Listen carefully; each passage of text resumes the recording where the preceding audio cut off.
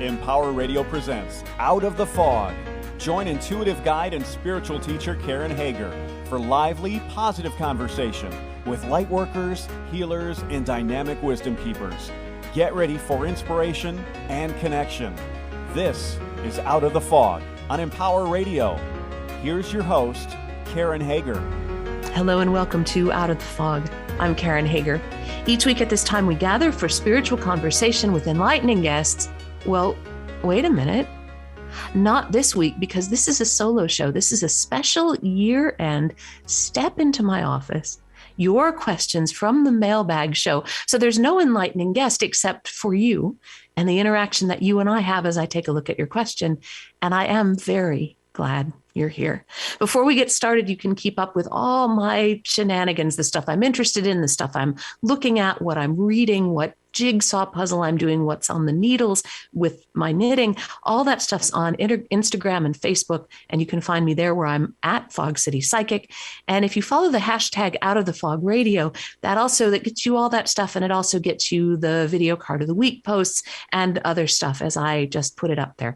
So that's Fog City Psychic on Instagram and Facebook.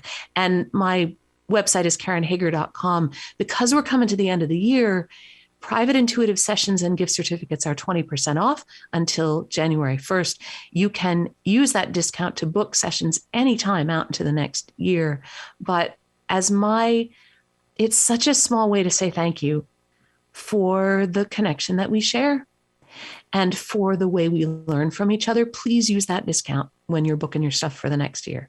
Now then, with this special solo episode, I wanted to just kind of make a big, strong cup of tea and answer your questions that pop out of the mailbag. I've got questions in front of me about how I find guests for the show and how I stay so positive and upbeat, which kind of cracks me up because I'm an actual real person, not always positive and upbeat, about psychic development and a lot more. So let's just dig in and see where we go. I think the first thing I want to take a look at is a kind of a basic question about how I, as Karen, receive intuitive information. So in my practice as a professional intuitive, I do more than 1,200 private sessions a year. That means every month. I don't know how I got so lucky, and this certainly isn't what I thought I was going to do when I was growing up, but every month I get to talk to 100 or more people and share intuitive space with them, listen to what's on their heart, feel into what they're going through, what might be next, what might be something that they're able to shift to change the path. And so a listener wrote in, how do you receive information? Do you see, hear? Is it a physical or intuitive perception? What does it feel like? Well, one of the things I like the most about doing this work is that the way I receive intuitively can be different based on who I'm talking with. So when I began, I'm going to have to back way the heck up. When I started to be aware of my intuitive ability, I was just a little tiny kid, and it bothered me, and it was something that I got in trouble for. And I told my guides, I literally told my guides, shut up and go away. I don't want this. I'm not having any of this. This makes me weird. I'm going to get in trouble for this. I got plenty enough trouble with other stuff. No, none of this intuitive stuff, please. And I fought my intuitive ability and stumbled over it, and it would keep coming up to bite me in the behind over and over and over again until I was in my early 40s. And when I was in my early 40s, there was a kind of a chain of events that led to me realizing that I needed to be willing to work with my intuition, to look it square in the face and have a real relationship with it, that I wasn't going to be able to hide from this anymore, or else I'd go nuts. Wasn't going to be good. And as my intuition started to come back online, when I started to accept it and work with it again, what happened was that I found that I was primarily receiving intuitive information through clairvoyance. Clairvoyance means clear seeing. It means that if you call for a reading and you ask me a question, I am usually seeing something in my mind's eye that my guides show me. I might see a color. I might see a word written on a piece of paper that I'm supposed to read out. Sometimes when people are asking me questions about past or future happenings, my guide will show me something that looks like a scrapbook that I can flip forward and back through so that we can move through time and I can see that way. So I primarily receive intuitive information clairvoyantly. I also am clairaudient, which means that clairaudient means clear hearing. When I am in session with someone, especially with someone who is also clairaudient, and we all have intuitive abilities, whether we know it or not, or work with them or not, especially when I'm with someone who's tuned to sound, I receive from my guides things that I can hear. They might say a name, they might say a phrase. It's not like hearing someone from outside of me speak. So it's not like it's my voice in my head and then, hello, I'm your guide. Tell them I said baguette or whatever. It isn't like that. It's still kind of in my voice, but it feels different. It sounds different. It resonates in a different way. And I can't describe it much better than that. And I know it's coming in from my guides.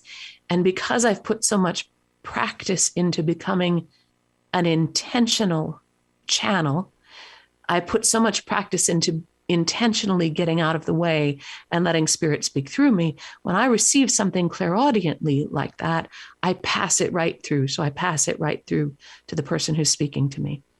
The third way that I receive intuitive information is that I am empathic.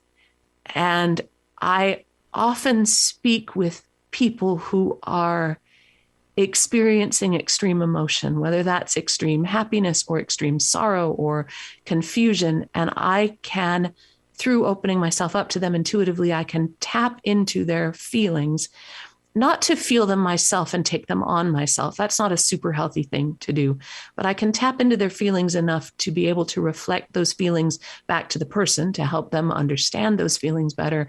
And also to get some information from my guides about what's behind this feeling. Let's say this feeling of betrayal. What's behind this feeling of betrayal? What other circumstances, what past history or injury, what energetic things are going on that might make that person, that might make that feeling of betrayal feel especially amplified. So when I am receiving intuitive information, I receive clairaudiently, clairvoyantly, and I would say clairsentiently, clear feeling, like an empath does. And those are my big three. When I work with someone intuitively, if you call me for a session, when we connect, I'm very mindful about opening a space for connection. And as you and I are opening up that space, I just do it with a quick prayer.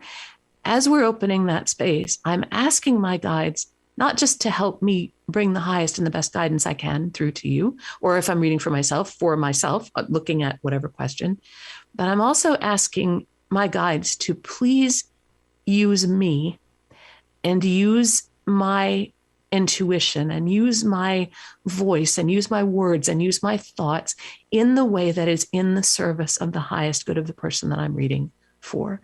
And sometimes that might mean that my guides bring through intuitive information in other ways. They might bring through intuitive information through sensation in my physical body. So a body part feeling tight or tingling. They might bring in intuitive information through smells. That's called clairalience. A friend of mine calls it clairsmelliance, which I like the best. They might bring that information in through smell. Sometimes when someone talks to me about a situation or a person, I can smell that something's off with them. It's a little stinky. And sometimes, although this is quite rare, through the sense of taste, that's clairgustance. So because I try to open myself up to all the ways, always safely and always with the highest protection, but I try to open myself to all the ways I can receive intuitive information, I sometimes get it in other ways than those big three. So I hope that answers the question. It's kind of related to the next question that says, what kind of information does the voice of your client reveal to you when you read? I've said for years, and I still think it's the truest way to think about how I connect intuitively, that I read from the energy of the voice. And I think what I mean is that I am trying to tap into, with all that intentionality I just got done discussing, open me up, let me connect in the way that's the best, that when I hear someone's voice and it feels sometimes like surfing the sound of their voice, like the sound waves, surfing on those waves. And because of the importance of the intention of the caller, the question that they ask, why we came together, what energy they bring to our meeting, and the energy and intentionality that I bring to my side of the meeting. When I am reading from someone's voice, I sometimes hear more than just the question that they're asking me. And my goal in this work is always to get to what I think of as the question behind the question. Fortune telling is a fun slumber party game, I guess, and it's okay for entertainment. Real intuitive connection can help us get into all the layers that are around and above and behind the questions that we have and the situations that we experience in our life. So when I am reading someone's voice, I'm reading their intention, I'm reading their question, and I'm also trying to feel into what is the question behind the question as I look at whatever it is that they brought. Now, this is a good time to say that you are listening to Out of the Fog with Karen Hager. This is a special year-end Step Into My Office Mailbag show. You can always find out more about me and what I'm up to at KarenHager.com, or find me on social media where I'm Fog City Psychic. Someone wrote in to say, as an intuitive, how do you just let go and let God or Source handle things? Especially as an intuitive, when you can accurately look ahead and see where things are heading, or feel that the energy is swirly or thick and not what you need to focus on. How do you let go and let God? It's an interesting question, because I believe that part of our intuition, and we've all got intuition, part of our intuitive ability is to see into possibilities and not always to see into certainties. So when we look at stuff as seeing into possibilities, that gives us room to change, to move, to be flexible, to shift our path. And I think that's one of the biggest reasons that we drop into these bodies with intuitive gifts, because we can see into possibilities and then we can change them. So the questioner says, when you can accurately look ahead and see where things are heading, I agree with that. I understand what you're getting at there. But because I'm intuitive, I also know that what I see ahead is something I can be aware of. And now I've got a choice about what I'm going to do with it. How am I going to respond to that information? So I don't see the things I look at intuitively as being set in stone. And a big part of what I believe in, how I teach, and this whole thing that I've built here, what I do with the podcast, is about trying to empower people to understand that they control their paths, that you have a deeper connection with spirit than you know. You have a deeper connection with the practicalities of your life than you know. You have more power to shift your response, to make a difference. You have more power in your fingertip, the tiniest part of you, than you are aware of. And connecting with your intuition, being in a spiritual path, intentionally doing something every day, spiritual practice, helps you remember your possibilities that you have. And so when I look ahead as an intuitive, it's really hard for me to give up control, because I have been accused of being bossy and being a little bit controlling. And certainly as a wife, as a parent, as a person in the world, I try to work on that in myself. So it's hard for me to let go and let Source handle something, because I'm a human being and I grab at stuff all the time.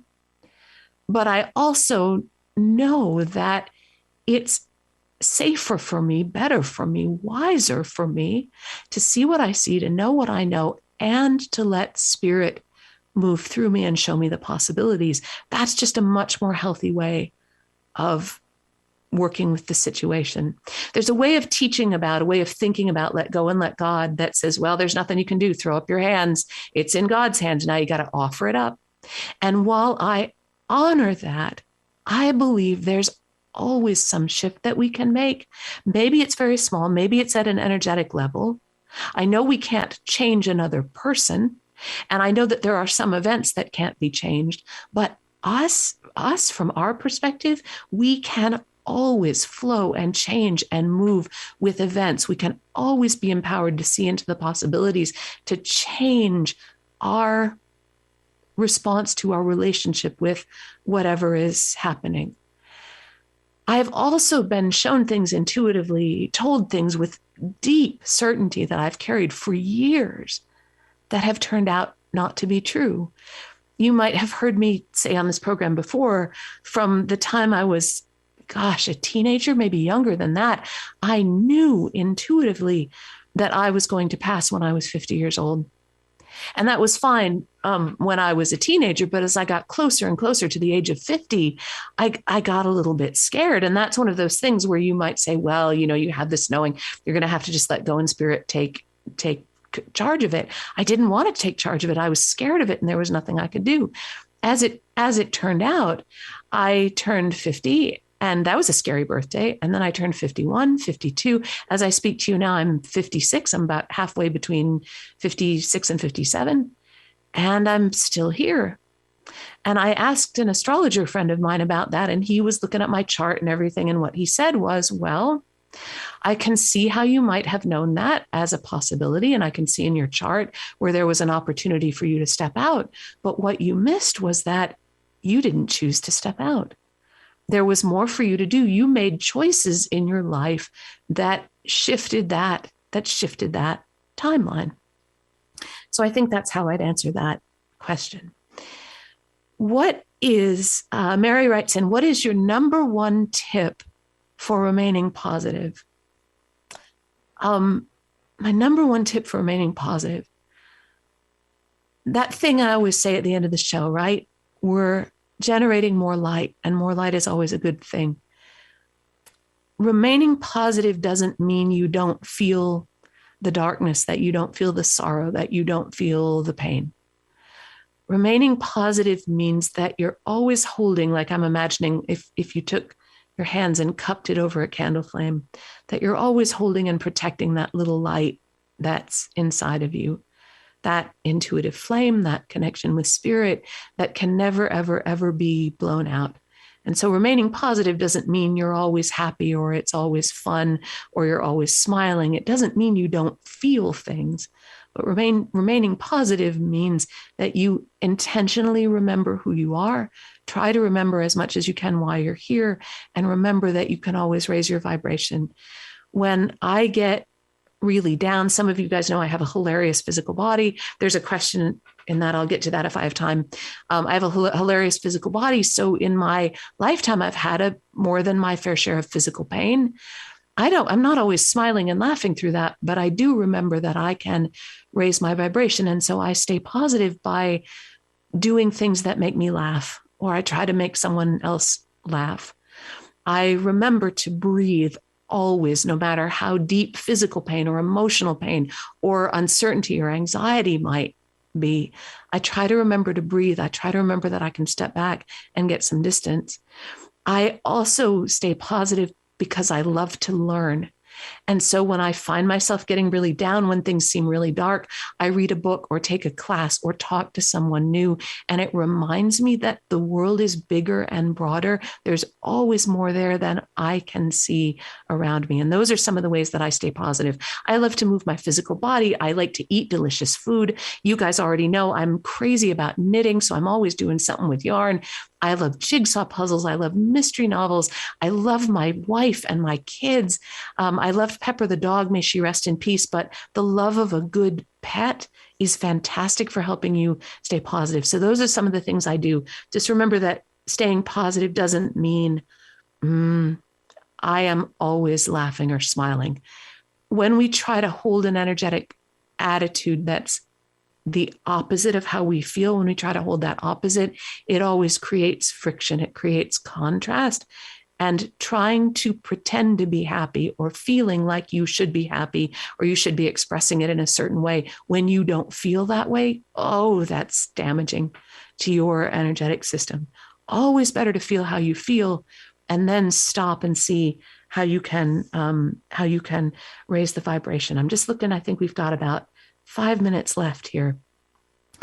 Let me talk about briefly, somebody wrote in and said, is there a connection between physical and spiritual wellness? And I apologize to the person who emailed that in. I'm pulling that out of a much bigger question. Is there a connection between physical and spiritual wellness? So every physical issue has an energetic component. And it's also true that our physical being isn't the only measure of the learning and the work that we do here in Earth School. Our physical body can sometimes reflect the energetic choices we're making.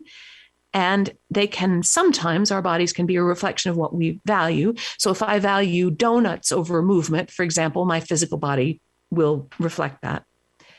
But I don't believe, and here's where I disagree with a lot of other teachers, I don't believe that physical illness or injury means you're doing something wrong or that there's something wrong with you.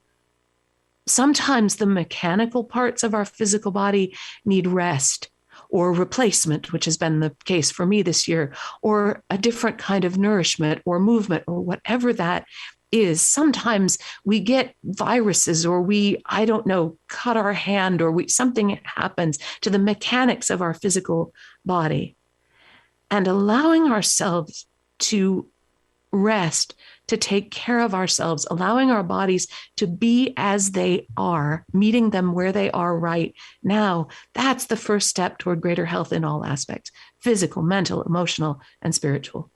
Like I said before with that question about positivity, when you try to fight against what is, I should be in perfect physical health at all times. I'm not in perfect physical health. That means there's something wrong with me. When you try to fight that fight, when you punish yourself like that, it creates friction that leads to more dissonance, body, mind, and spirit. Another way to look at your body is to love it as a part of you and change energetically or physically the things that you feel you can change, but please meet yourself with great compassion where you are. If you hear a teacher tell you that if you were doing it right, or if you were on the spiritual path, that you would be in perfect health, that you would never be ill, that you would never have injuries. If you meet a teacher who says that they are in perfect health and are never ill or tired or cranky, that they never have injuries, please stop and really reflect about whether that teaching feels true to you. Part of the paradox of being here is that we are limitless, immortal children of the divine. And we are, I believe, through our choice, here now in Earth School, in these bodies that are limited, mortal, and subject to all the indignities of chronological time.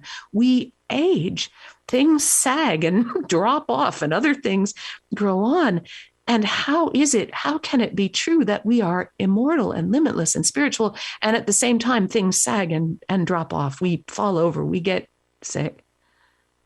The point of me being in a body in this time, as I understand it, isn't to try to transcend my body. It's to live with the body, to integrate the pieces of this puzzle, the physical and the spiritual parts of that paradox, to have the fullest experience of this life as I can, and to be able to learn as much about myself and other people as I can. I'm just looking at the time, and I think I've got time for one more. What's the quickest way to reconnect with intuition when it feels like I've been hiding from it for so long? Oh man, can I relate to that one? You never lose your guides. You never lose your intuition. You never lose your connection with spirit. You can't, not possible. You can look away. You can forget. You can walk away. You can kind of try to cover it all up with muck so that you can't see it anymore. Yeah, we do that all the time. But the quickest way to reconnect with your intuition is to remember that it's yours, that it isn't something from outside of you. It comes from inside you. It comes from your connection with spirit. To reconnect quickly, stop.